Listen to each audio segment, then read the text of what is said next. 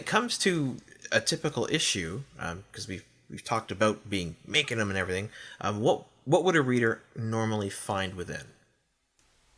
Yeah, so most of our issues are interviews because we do want to devote as much time as possible to getting to know creators. But then we do mix in sometimes, like you said, reviews. Usually about one-page reviews of some other works too that we find really interesting that maybe came out recently that we think people should really check out or something. Or if we want to eventually interview that creator, but maybe it didn't work out right now for whatever reason. So then maybe we'll put in a review to get them in there. And then we do have some other just generic kind of articles about Canadian comics. So I did a bit more of experimenting earlier on. So we have a few in the earlier issues, and we may try to sprinkle them in there depending on how we feel. But primarily it's focused on it's pretty much fully interviews.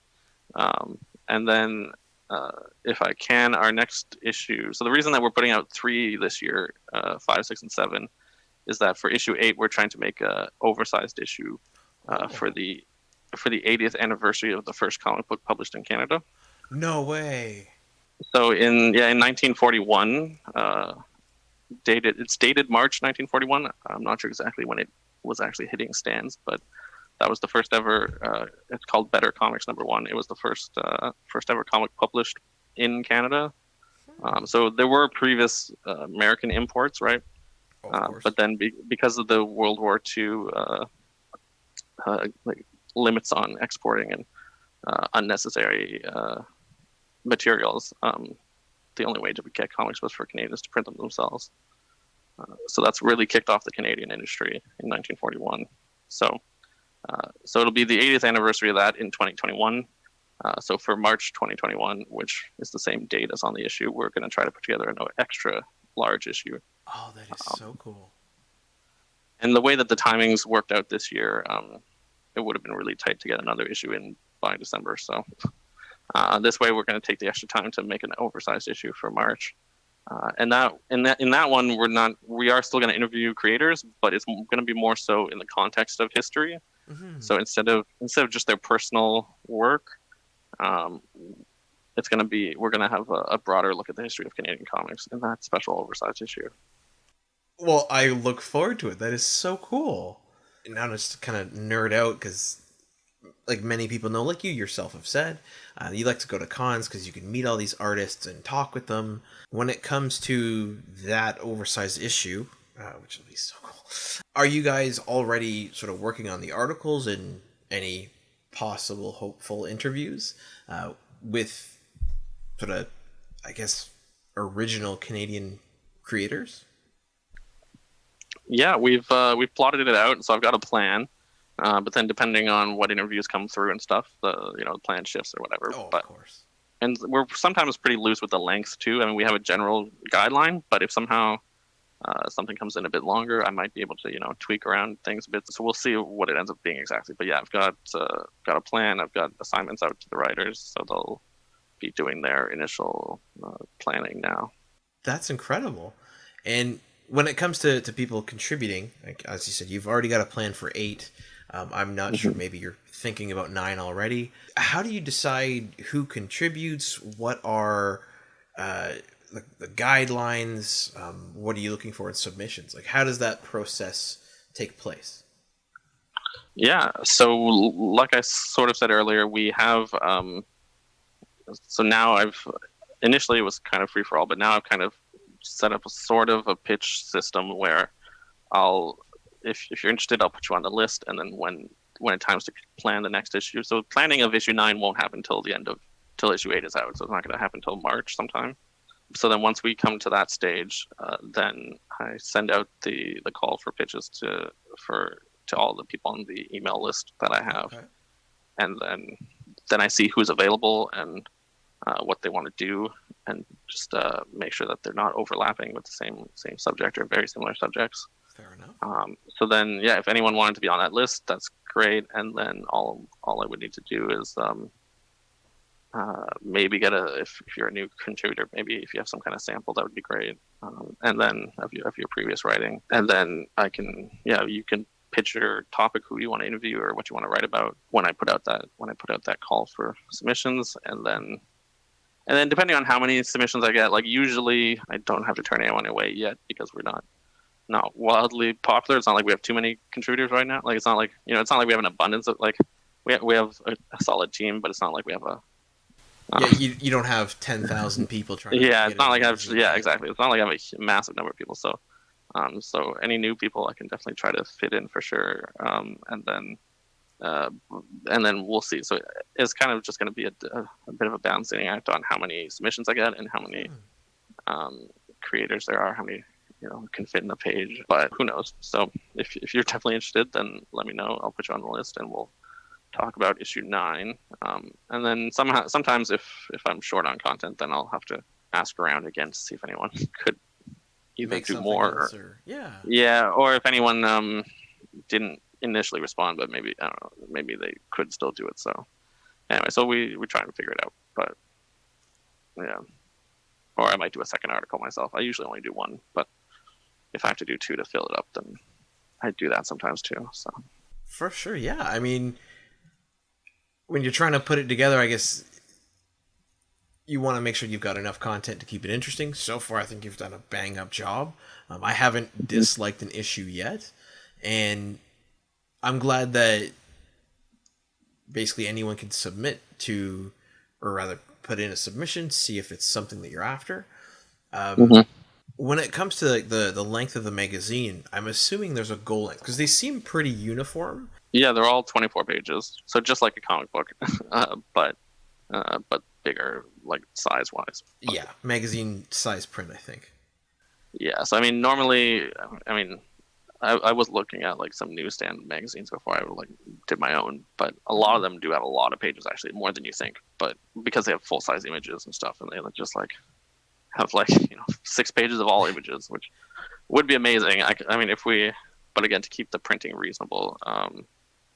And so that we're not like, we don't want to like have to write huge long articles either. So like, to keep it, it's a manageable size. If we somehow were selling a lot more issues, then we could maybe even bump it up to a few more pages or something. Have larger like full page art and stuff. But anyway, so then we will usually have one feature article, which is longer, which does allow me to have larger images and stuff for that feature one. And then the one other aspect of the magazine that I want to talk about is the Sequential Magazine Awards. Yes, please. So, I think you may have had a question about that, but I think we should get to that next. Go for it. So yeah, tell us about it. Yeah, so in issue 5, I kind of have the announcement of the awards. So these were from the first ones we did in 20. Well, I had started doing a few awards with the wiki the first couple of years of it, which was kind of successful. And that was actually the most successful part of the wiki because it just got more fans interested and engaged with the voting process. For sure. So technically the award started with that for I think 2 years, and then for the 2 years I did the wiki, and then I've transitioned them over to be the Sequential Magazine Awards instead of the Canned Comics Wiki Awards. But the point is that we have a few curated Canadian comic book awards. There's the Doug Wright Awards and the Joe Shuster Awards. So both of those do an amazing job of combining submissions and experts to come up with the awards and give them out. But then there wasn't a fan voted award to get fans involved. So those are like the Oscars, where it's an academy that kind of, not an academy, but like a jury that selects the winners. But then I figured we needed some kind of People's Choice Awards where you would have fans just submit in which comic or creator they like. So that way, even if a creator may not be technically the best art or technically the best writing, but if they really resonated with fans and they got a lot of support, so it is kind of a popularity contest, but they may have been overlooked by the regular awards anyways. I'm hoping. I haven't actually had a lot of overlap yet, so yeah. And I mean, one of the benefits I have found of a choice awards, I'll say, like you said, it may be a popularity contest, but one of the things I've found about comics, and maybe you've hit this yourself, is some people want to be really, I don't want to sound mean saying this, but some people want to be very snobby about their comics, about, oh, this is such a great comic because of this, and it's not popular, but it's amazing. And a lot of the time I go, yeah, but if a lot of people read it, but it's not popular, maybe that's a part of the problem. So I find something like a Choice Awards where the fans can go, hey, I loved this book. And then other fans can see that and go, you know what? Yeah, that book was really good. It had the best XYZ art, writing, combo, whatever. It allows people to, one, voice their opinion, but also bring to attention other creators that, like you said, a panel of judges might not go, well, this wasn't the best, but if it's still fantastic, what's the Mm-hmm. problem? So yeah, I think that's highly needed, and I'm also shocked that we didn't have anything like that, and I think it's great that you started it. Yeah, so a big shout out to Strange Adventures Comics and Curiosities again, who's our sponsor last year, and they're continuing this year as well. So that allows us. So because of their sponsorship last year, we were actually able to send out plaques to the winners as well. When I was doing it as the wiki thing, it was just for bragging rights. But now I'm actually producing little plaques for them, so that's great too. If you dig back in our Instagram, you should see them. I will make sure that I do. And then, yeah, our winner last year for best comic book was Orc of the Great White North. Yes. By Davis Dewsbury and Andrew Thomas and Sharon Gauthier. And our best graphic novel was Aurora Borealis by Joe and Stacy. So what I want to do is, what we did last year was we take submissions from the fans to make sure we get the broadest list possible. But then I can't put everybody on the ballot, so then our magazine contributors narrow that list down. But if something gets a lot of fan submissions, then it's definitely more likely that we'll put it on the ballot for sure, right? So if it's got more interest already, we don't want to. So I'll be putting up in December a form to submit your choices. Perfect. So we have a variety of categories like best writer, best artist, best comic, best graphic novel. Well, we don't say best. We say favorite artist, favorite writer, favorite cartoonist, because again, these are fan choices. It's not about who's best. I guess it's just who you enjoy the most. Yeah, for sure. And I mean, heck, art is so subjective, right? Like, exactly. So it's not like a competition where someone's the best. It's just these ones. This is whoever is the favorite. So just who people like the most at the time. But it doesn't mean that the others aren't the best either. So yeah, I'm hoping to keep it positive and not like oh, you got second place, you're not as good as the first place one. Well, no, you're both equally valid. It's just maybe one got a few more votes, but yeah, to narrow it down, you have to have some kind of winner. But well, yeah, like you said, it's a fan's choice, and I mean, you can still just by even having them on the ballot, you can still draw attention to them, which is great. And I think I think getting people involved, so that people know that next month, which is December, which how scary that is, they'll be able to put in their submissions. And when officially would the voting for it start? Like when will submissions go up, and then when will sort of the voting start? Yeah, so submissions will be in December, and then we'll probably have to take a few weeks in January to narrow the list down by our writers, and then then I'm not sure exactly when, but probably either end of January or February, I guess, we'll do about a month-long voting period. So we would normally be targeting to put the announcement in our first issue of the year, like we did with issue 5. But with the special issue, I don't think that'll fit. It may not actually go in the first issue. It might go in the second issue. But then I don't want to wait that long to announce it. So we'll probably announce it online at some point in the winners, sometime in either March or April. Okay. Then they'll actually go into the next issue as the congratulations kind of, here's who was nominated, here's who won, as kind of a record of it, I guess, in the magazine itself. Yeah, for sure. The actual official drop, and yet when it's actually done and you guys have finished it, people can on the website find it. I imagine on Instagram it'll go up, and any other social media you guys have. Yeah, we have Instagram and Twitter for the magazine, and then for the Sequential blog, they already had a Facebook page, so we just coordinate with them on there. But we didn't need to start a whole new Facebook page when we already had one. So. Oh, for sure, yeah. Well, they had their own Twitter, but I wanted to kind of do my own tweeting too. But so there is actually 2 Sequential Twitters. There's the one for the blog and one for the magazine.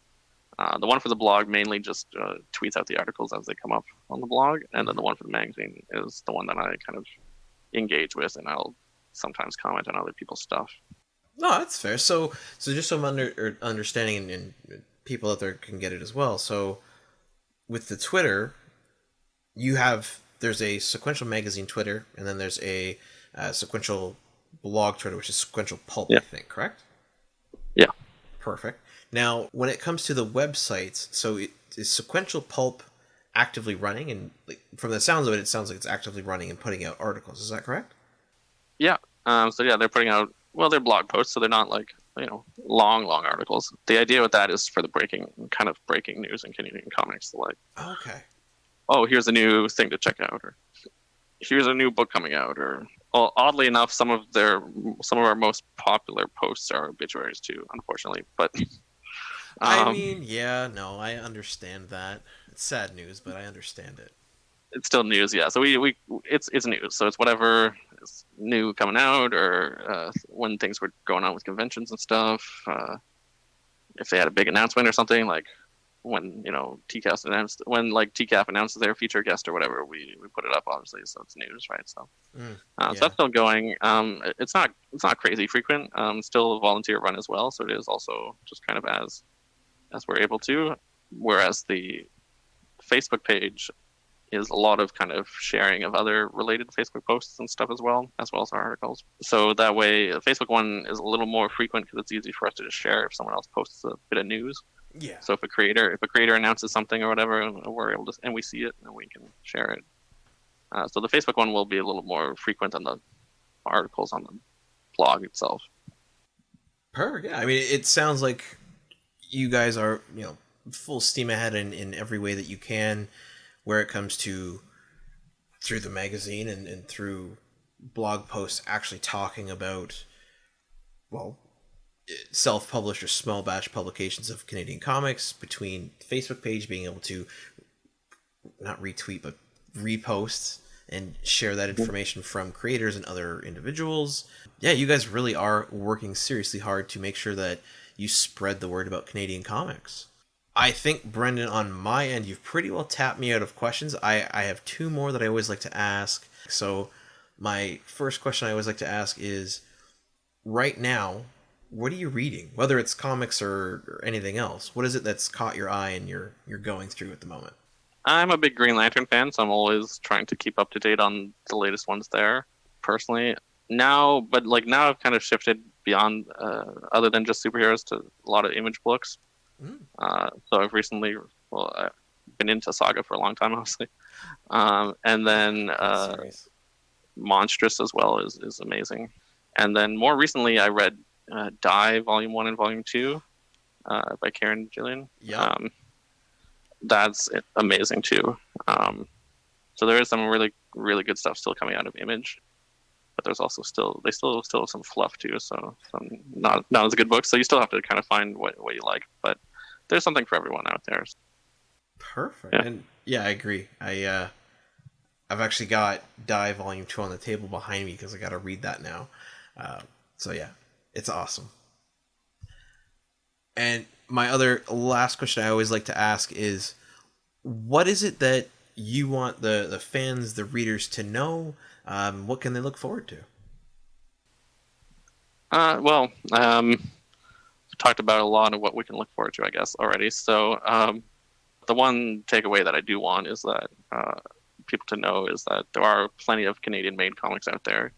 And just like other businesses at this time, like if you really want to support local businesses, that's better than supporting multinational chains, or in this case, American comic book publishers. So go to your local comic book store and see what local Canadian stuff they have, Canadian-made stuff they have. Because if you buy a graphic novel by a Canadian or something, then maybe they'll restock it, right? And then that keeps the orders coming in for the creators. But always have a conversation with your local comic book shop about what Canadian content they have and what they're bringing in, so that they know that there's a demand. Because if no one talks to them about, hey, what's new in Canadian comics, they'll just keep ordering Marvel and DC because that's what sells. So it's a bit of a chicken and an egg thing. They won't put it in stores if there's no demand, and if it's not in stores, people don't always buy it. So discussing. I mean, people have good relationships with their shops. So if if you can talk to your local retailer and see what they got, what they can get in for you.